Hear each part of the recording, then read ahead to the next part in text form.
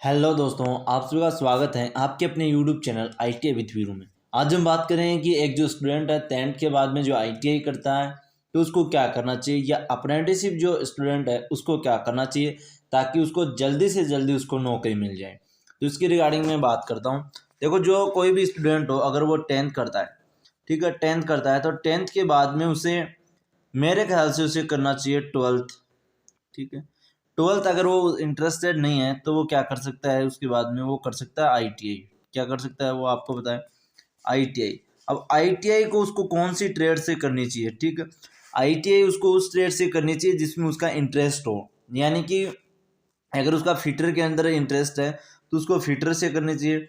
यदि उसका इलेक्ट्रीशियन से अगर उसका इंटरेस्ट है ITI करने में तो उसको इलेक्ट्रीशियन से ही ITI करनी चाहिए। ठीक है, ITI करने के बाद आप क्या करना चाहिए, देखो मैं बता देता हूँ। ITI करने के बाद में आपको करना चाहिए अप्रेंटिस। ठीक है, रोजगार जल्दी मिलेगा इससे, ये श्योर है। अप्रेंटिसशिप करना चाहिए। अप्रेंटिस करने का फ़ायदा क्या होगा कि आप सभी को पता है वैसे कि 1 साल का ये कोर्स होता है जिसमें आपको स्टाइपेंड भी मिलता है वहाँ पे। ठीक है, यानी कि सैलरी वगैरह मिलती है, तो ये सारी चीज़ें आपको पता है।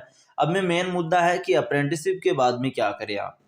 ठीक है, तो अप्रेंटिसशिप करने के बाद में आप क्या कर सकते हो जिससे आपको ज़्यादा जल्दी नौकरी मिल सकती है। अप्रेंटिसशिप करने के बाद में आप क्या करो, जॉब करो। अब बोलोगे सर जॉब हम कहाँ करें, तो आप कोई भी जो लिमिटेड कंपनी है उसके अंदर आप जॉब कर सकते हो।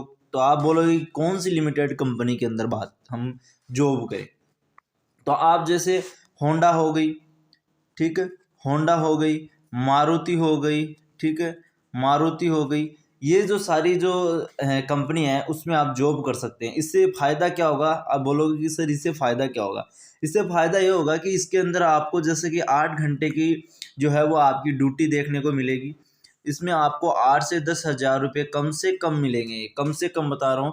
हालांकि मेरे ख्याल से आपको 10 हज़ार रुपये तो मिल ही जाएंगे। ठीक है, अब इससे बेनिफिट ये होगा कि इसमें आप जैसे कि 1 साल तक आपकी वैकेंसी नहीं आती, मान लो अप्रेंटिस वालों की ग्रुप डी की। ठीक है, अगर आपकी ग्रुप डी की वैकेंसी मान लो 1 साल तक नहीं आती है, और आप वहाँ पे अगर 1 साल तक वहाँ पे आप काम करते हो उस कंपनी के अंदर, तो आपको क्या फ़ायदा होगा इसका।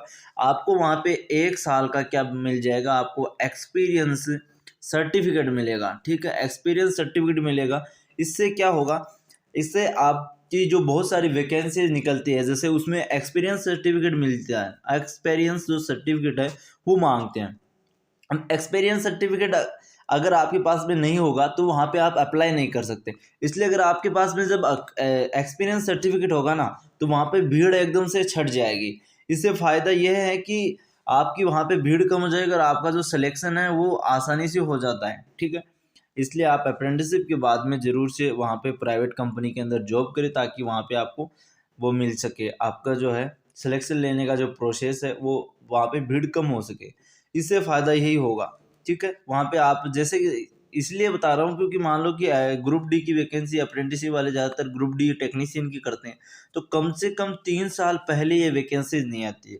तो आप इन 3 साल के अंदर यार घर पे थोड़ी बैठे रहोगे, इसलिए घर पे बैठे रहने से अच्छा है कि आप उस कंपनी के अंदर काम करो। 8 घंटे काम करने के बाद में आपके पास में 24 में से 8 घंटे अगर आप काम करते हो तो 24 में से 8 घंटे काम करने के बाद में आपके पास कम से कम बच जाते हैं 16 घंटे बचते हैं यार। 16 घंटे में से अगर आप 6 घंटे सोते भी हो तो 6 घंटे सोने के बाद में भी आपके पास में 10 घंटे बचते हैं। 10 में से भी अगर और कम कर दिए तो मान लो 5 घंटे भी, मैं बताऊँ ना, अगर आप 5 घंटे भी पढ़ाई करते हो, 5 घंटे भी, तो आपकी ग्रुप डी क्या टेक्नीशियन वगैरह सारी एग्जाम क्लियर हो जाएंगी। और साथ ही आपको जो एक्सपीरियंस सर्टिफिकेट मिलेगा उसका बेनिफिट मिलेगा।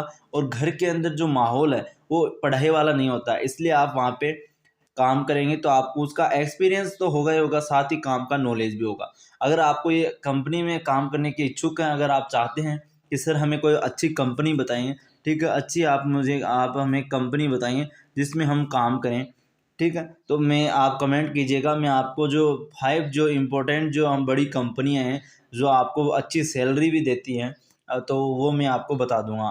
ठीक है दोस्तों, साथ ही आपको बता देता हूँ कि अप्रेंटिसशिप वालों के लिए हम बहुत जल्द आंदोलन चला रहे हैं। वो आंदोलन, सॉरी बोल रहा हूँ, कि जो ट्विटर पे कैंपेन चला रहे हैं, ठीक है, वो चलेगा हमारा 31 मार्च को। तो इसके रिगार्डिंग मैं आपको कल या परसों में इंफॉर्मेशन कर दूंगा कि कितनी बजे हमें ट्विटर पे आना है और क्या हमें ट्वीट करना है। तो अगर जानकारी अच्छी लगी हो दोस्तों तो दोस्तों के साथ में इस वीडियो को शेयर करिए। चैनल पे नए हैं तो चैनल को सब्सक्राइब करके पास में बेल आइकन प्रेस कर दें, क्योंकि अप्रेंटिसशिप और ITI से संबंधित जो भी अपडेट आती है वो इसी चैनल पे मिलती है।